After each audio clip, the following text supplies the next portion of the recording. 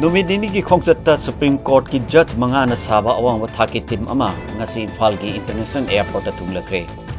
Executive Chairman National Legal Services Authority of India su oriba Justice B.R. Gawaina lusing lakibatim aduna Imphal ki airport tek tunglabaga High Court of Manipur ki Justice D. Krishna Kumar, Chief Secretary P.K. Singh, DGP Manipur Rajiv Singh amadi atay makok thongba official kyana airport manungda makoibu taramna okhi.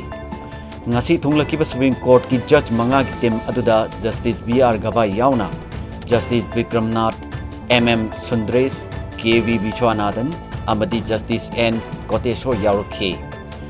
Khongsat asida Justice Surya Kanti yaurokhitre. Imphal International Airport ki lobby da ngayak leram laba tungda tim aduna Churachandpur tamna helicopter da chatkhi. Tungda tim aduna Churachandpur ki Tuibong da lairiba headquarter 27 sector Assam Rifles da thungkhi. Tungda Churachandpur ki Tuibong da paktokpa legal services camp, health camp, legal aid clinic amadi relief camp ki pot chasing yathopu ki thoram da saruk yakhi. Tungda tim asina Churachandpur ki mini secretariat ta subsatki.